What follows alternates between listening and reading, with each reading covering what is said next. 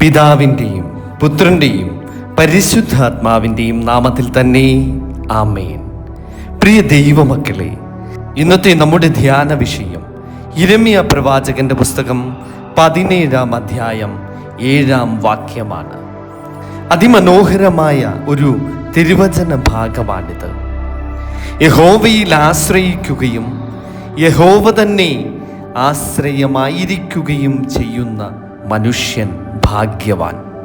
ഈ വചനം കേൾക്കുമ്പോൾ നമ്മുടെ ഹൃദയത്തിൽ ആദ്യമുയരുന്ന ചോദ്യം ഇതാണ്: എൻ്റെ ആശ്രയം ആരാണ്?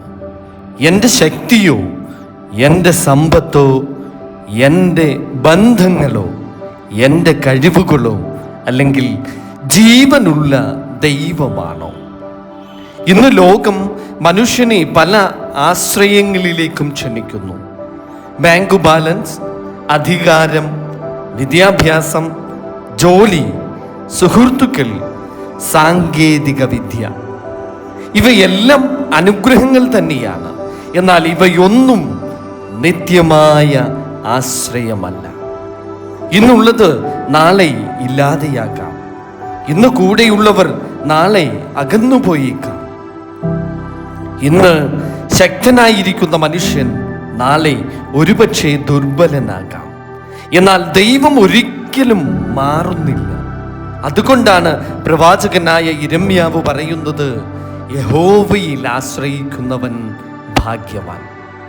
ആശ്രയമെന്നത് എന്താണ്? ആശ്രയമെന്നത് വെറുമൊരു വിശ്വാസമല്ല. ജീവിതത്തിൻ്റെ നിയന്ത്രണം ദൈവത്തിൻ്റെ കൈകളിൽ സമർപ്പിക്കുന്നതാണ് ആശ്രയം. കടൽ കൊടുങ്കാറ്റിൽപ്പെട്ട ഒരു കപ്പൽ സുരക്ഷിതമായ ഒരു തുറമുഖത്തെ തേടുന്നത് പോലെ ആത്മാവ് ദൈവത്തിലേക്ക് ഓടിച്ചെല്ലുന്നതാണ് യഥാർത്ഥ ആശ്രയം.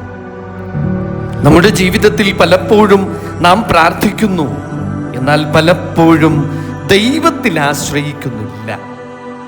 നാം പ്രാർത്ഥനയിൽ അപേക്ഷിക്കുന്നു, പക്ഷേ തീരുമാനങ്ങളിൽ സ്വയം ആശ്രയിക്കുന്നു. യിരെമ്യാവ് പറഞ്ഞ ആശ്രയം അതിലും ആഴമേറിയതാണ്. കർത്താവേ, ഞാൻ മനസ്സിലാക്കുന്നില്ല, എങ്കിലും ഞാൻ അങ്ങയെ വിശ്വസിക്കുന്നു. ഇതാണ് വിശ്വാസത്തിൻ്റെ ഉന്നത രൂപം. യഹോവ തന്നെ ആശ്രയമായിരിക്കണം. വചനം രണ്ടാമതായി പറയുന്നു: യഹോവ തന്നെ ആശ്രയമായിരിക്കുകയും ചെയ്യുന്ന മനുഷ്യൻ. ഇവിടെ ഒരു വലിയ ആത്മീയ രഹസ്യമുണ്ട്. പലരും ദൈവത്തെ സഹായിയായി കാണുന്നു, പക്ഷേ വളരെ കുറച്ചു പേർ ദൈവത്തെ തന്നെ ആശ്രയമായി കാണുന്നു. പ്രശ്നം വരുമ്പോൾ മാത്രം ദൈവത്തെ അന്വേഷിക്കുന്ന വിശ്വാസം പരിപൂർണമല്ല. ദൈവം പ്രശ്നപരിഹാരകൻ മാത്രമല്ല, ദൈവം നമ്മുടെ ജീവിതത്തിൻ്റെ അടിത്തറയാണ്. നാം നിലനിൽക്കുന്നത് അവനിലാണ്. നാം ശ്വസിക്കുന്നത് അവനിലാണ്. നാം ജീവിക്കുന്നത് അവനിലാണ്.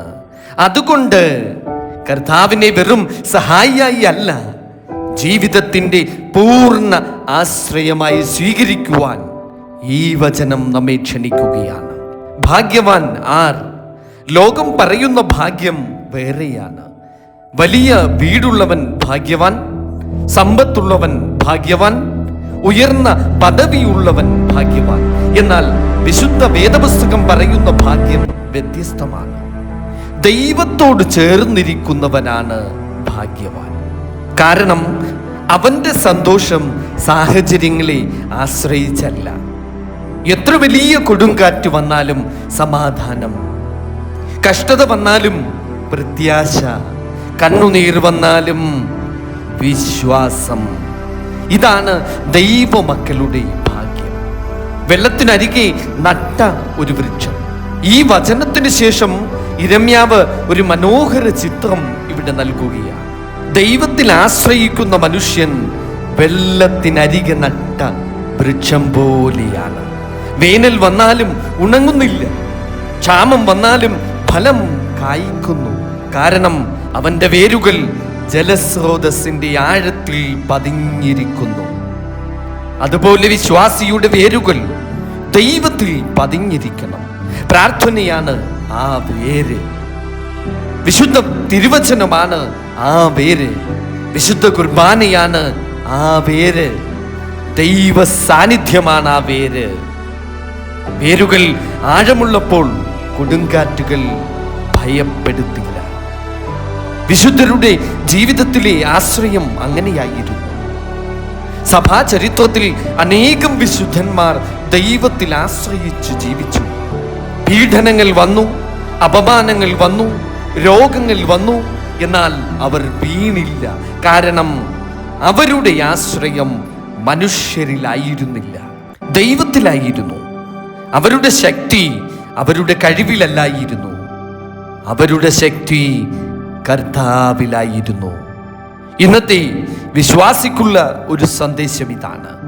ഇന്നൊരു പക്ഷേ നിങ്ങളൊരു വലിയ പ്രശ്നത്തിലൂടെ കടന്നു പോകുന്ന ഒരാളായിരിക്കാം. ചില സാമ്പത്തിക ബുദ്ധിമുട്ടുകൾ ഒരു പക്ഷേ നിങ്ങൾക്കുണ്ടാകാം. രോഗം, കുടുംബ പ്രശ്നം, ഭാവിയെക്കുറിച്ചുള്ള ഭയം. ഈ വചനം നിങ്ങളോട് പറയുന്നു, നിന്റെ സാഹചര്യം നോക്കരുത്, നിന്റെ ദൈവത്തെ നോക്കുക. മനുഷ്യർ പരിമിതരാണ്, എന്നാൽ ദൈവം സർവശക്തനാണ്. പ്രിയ ദൈവമക്കളെ, വാതിലുകൾ അടയാം, എന്നാൽ ദൈവം വഴികൾ തുറക്കും. പ്രത്യാശ മങ്ങാം, എന്നാൽ ദൈവം പുതിയ പ്രത്യാശ നൽകും. പ്രിയ ദൈവമക്കളെ, ഒരു നിമിഷം നമ്മുടെ കണ്ണുകൾ അടച്ച് നമുക്ക് ധ്യാനിക്കാം. കരുണാമയനായ കർത്താവേ, ഞങ്ങളുടെ ജീവിതത്തിൽ പലപ്പോഴും ഞങ്ങൾ മനുഷ്യരെയും സമ്പത്തിനെയും കഴിവുകളെയും ആശ്രയിച്ചിരിക്കുന്നു. ഇന്ന് ഞങ്ങളെ പഠിപ്പിക്കണമേ അങ്ങയിൽ മാത്രം ആശ്രയിക്കുവാൻ, കഷ്ടതയുടെ നാളുകളിൽ അങ്ങയെ മറക്കാതിരിക്കുവാൻ, സമൃദ്ധിയുടെ നാളുകളിൽ അങ്ങയിൽ നിന്ന് അകലാതിരിക്കാൻ ഞങ്ങളുടെ ഹൃദയം അങ്ങയുടെ സന്നിധിയിൽ ഉറപ്പിച്ചു നിർത്തണമേ. യഹോവയിൽ ആശ്രയിക്കുകയും യഹോവ തന്നെ ആശ്രയമായിരിക്കുകയും ചെയ്യുന്ന ഭാഗ്യവാന്മാരായി ഞങ്ങളെ അവിടുന്ന് മാറ്റണമേ. സർവ്വതും ഞങ്ങൾക്കായി ജീവൻ വെച്ച യേശു ക്രിസ്തുവിന്റെ നാമത്തിൽ അപേക്ഷിക്കുന്നു. കൃപയോടെ കേൾക്കണം പിതാവേ. ആമേൻ.